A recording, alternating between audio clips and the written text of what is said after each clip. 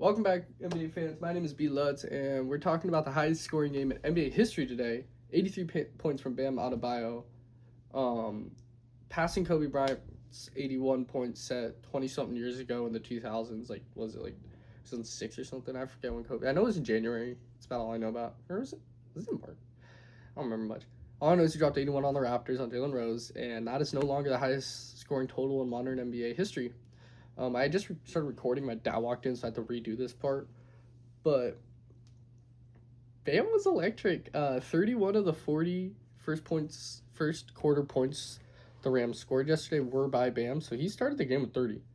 30 in the quarter. It goes into halftime with 43, I believe, and finishes the game with 83, scoring another 40 in the second half. I'm not quite sure when he passed Bron's Miami Heat record of 62, but I know he did. I think it was late third, maybe going early fourth. Pretty sure it was in the third quarter. And that whole fourth quarter was a disaster. Super petty from the Wizards, but I understand the Wizards' point of view, but also challenging calls down 30, 40 is ridiculous work.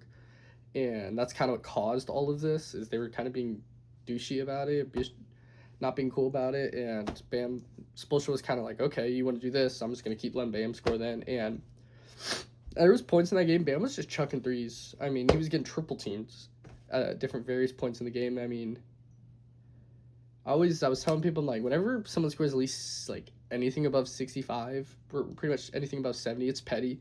It's always petty. You always kind of have to go for it. You can't, like, no one's ever going to drop 73 in a game. I think Luka dropped 70 in a close game, and that's, like, the only, like, maybe Deems, too. But otherwise, usually when you're seeing these high-scoring games, it is just going for it. You kind of have to go for it, and Bam did. Wizards didn't put no damn stop to it. They let him shoot 40 free throws, NBA record for most made and shot or attempted free throws in a game. That's what's gonna break the scoring record. You know, you let him shoot 41, half his freaking points for free throws. Wizards couldn't guard a parked car. Said it on this channel, I think, before in the Alex Sarr video we made like a month ago, but Alex Sarr is no 5. He'll be really good once you get an actual 5 next to him. But he's like the Wemby build, but half a foot shorter, so it's like Wemby has also the longest wingspan in NBA history, can make all that work, but Sarr does not. And I just don't think, I think this game proved more than anything he's not a 5, but it wasn't obviously Sarr getting dropped 83 on him. The Wizards did, that whole team.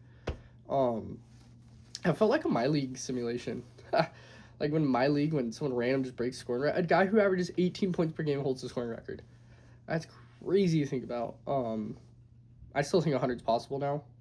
Imagine Luka shot that many threes, 22 threes, 40. Imagine Luka shot 43 throws with 23s attempted. I mean, that's a recipe for Luka to literally drop 100 points. And yeah, clearly any of these guys are capable of it. Clearly these guys are all so good at basketball. There isn't much to say. Not going to take away from 80 points, 83 points, 83 points. I am really glad they didn't just go and tie Kobe's record and then stop.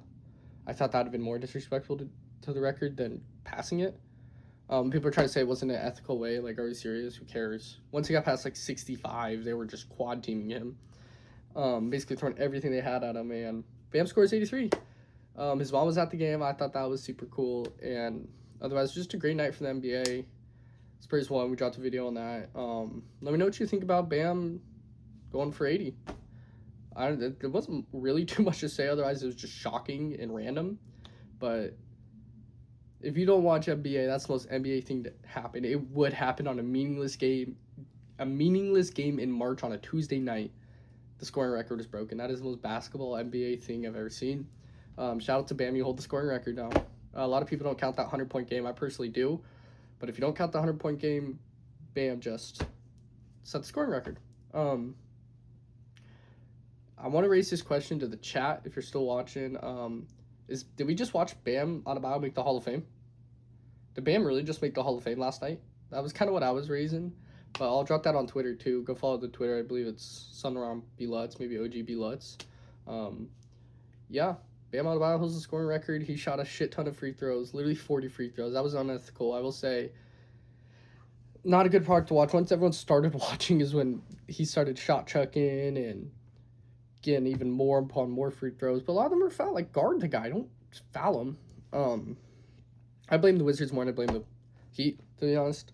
but also his teammates were just, where's Bam, where's Bam, where's Bam? Which is what happens again in the high scoring games, so we can't really be mad, but at the end of the day, Bam holds the scoring record. Let me know what you think. I understand both sides of like 80-80, you know. Kobe didn't really have that ethical of an 80-point game either, but and he did at the same time. But yeah, Kobe dropped 81. Kobe dropped 81 officially means nothing. Not. But yeah, we kind of knew this day would come eventually. I think all NBA fans knew deep down someone was breaking Kobe's record. I don't think anyone thought it was Bam. Please like, comment, subscribe. Let me know what you think of Bam's game tonight, and have a good day. We'll be talking probably about the Thunder Nuggets game that was 2 days ago. Might be a little late now, but I do want to talk about Denver on this channel. They are not looking good lately.